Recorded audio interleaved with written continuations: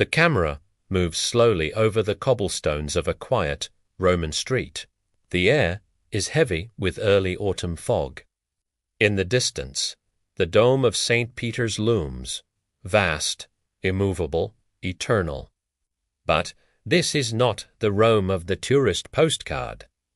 This is September 20th, 1870, the morning when soldiers of the Kingdom of Italy, clad in dusty grey, advanced toward the Leonine walls.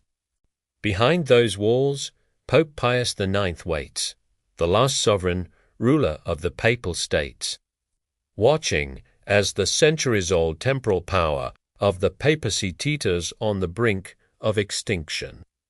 A faint rumble grows louder. Artillery. Italian cannons are in position at Porta Pia. The walls have stood for over 1,200 years. But the men behind them know their time has run out. Outside, the tricolour flag of the Risorgimento flutters in the wind. Inside, the white and yellow banners of the Holy See hang limply in the stillness of a doomed city. This is no ordinary siege. It is the collision of two visions of history, one ancient, one modern. It is faith against nation, Scripture against revolution, centuries of divine rule against the raw force of a united people. And when the smoke clears, Rome itself will be transformed forever. This is the story of the day Rome surrounded the Vatican, and the world changed its meaning of power, faith, and destiny. It is the morning of September 20th, 1870. A pale sun spills over the rooftops of Rome, its light muted by drifting gunpowder haze. The streets are hushed, save for the distant, measured thunder of artillery. Beyond the Leonine walls, the Vatican, heart of Christendom, waits in silence. Inside, Pope Pius IX prays in the Apostolic Palace, the ancient keys of St. Peter heavy in his hands. Outside, the banners of the Kingdom of Italy ripple in the breeze, their soldiers poised at the gates. The Papal States have stood for over 1,000 years. Now, in a single day, they stand at the brink of extinction. This was not a moment born in an instant. It was the final act of a century's transformation. Mid-19th century Europe was an age of unmaking and remaking. Thrones fell, flags changed. Old feudal orders gave way to the electric surge of nationalism. In Italy, the Risorgimento, the resurgence, was gathering momentum. Figures like Garibaldi, Cavour, and King Victor, Emmanuel II envisioned a single nation stretching from the Alps to Sicily. Yet one obstacle remained: Rome itself, a city under papal rule, guarded by foreign bayonets. For centuries, the popes had been both shepherds of souls and princes of land. The Papal States sprawled across central Italy, ruled from palaces where faith and politics were indistinguishable. In 1846, the young Pius IX had seemed a reformer. But the revolutions of 1848, which sent him fleeing in disguise, hardened his resolve. From then on, his temporal authority would be defended as divinely ordained. And behind him stood France's emperor, Napoleon III, who stationed troops in Rome as a shield against Italian unification. Then, in the summer of 1870, war broke out between France and Prussia. Napoleon III, desperate for soldiers, withdrew his garrison from Rome. The city's defences were left to a few thousand papal troops, the devout. Multinational papal zouaves among them. The opportunity was too great for Victor Emmanuel II to ignore. He sent word to the Vatican proposing a peaceful entry into Rome under Italian sovereignty. The Pope refused. The Holy See would not surrender the city entrusted to St. Peter. In early September, Italian forces under General Raffaele Cadorna began their march.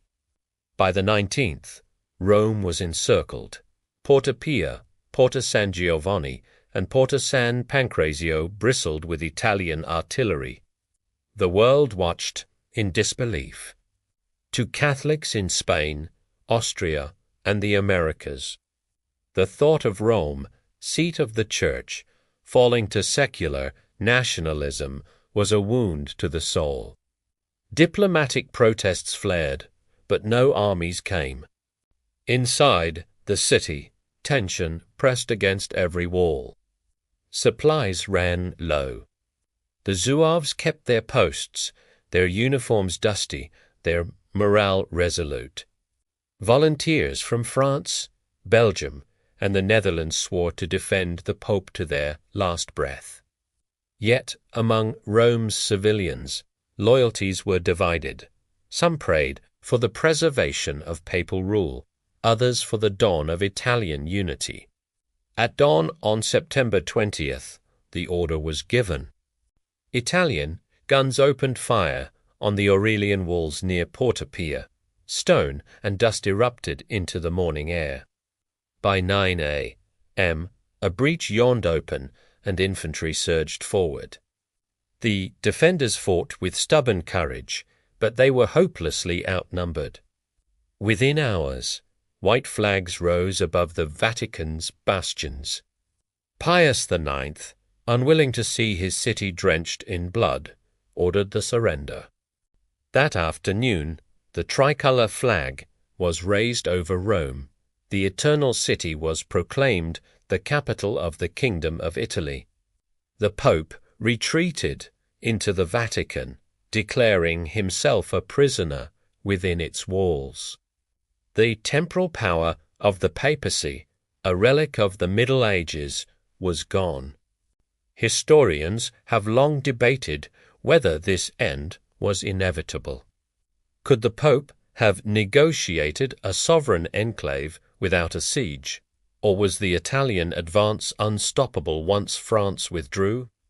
To Italian patriots, it was destiny fulfilled. To the Church, it was a sacrilege cloaked in politics. Thus began the Roman question, a bitter stalemate between Vatican and state that would not be resolved until 1929. Even now, the echoes of that September morning endure.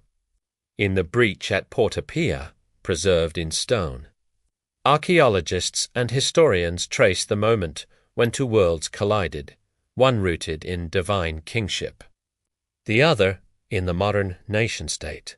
Letters from Zouave soldiers speak of devotion, duty, and loss. Italian officers wrote of pride, but also of the strange quiet that settled after victory. The fall of the Papal States did not weaken the Church as many feared. Stripped of territory, the Vatican turned inward, its influence shifting from political dominion to spiritual authority. In this retreat, it found a new kind of strength, one that would resonate across the 20th century. Rome today stands as both ancient memory and modern capital, a place where the stones of empire, papacy, and republic share the same streets. Yet the scar in the wall at Porta Pia remains, a reminder that history moves not in gentle transitions, but in ruptures. On that morning in 1870, the walls fell, and with them an age ended. And in the quiet that followed, the city, the Church, and the world began to live in the shadow of a new Rome.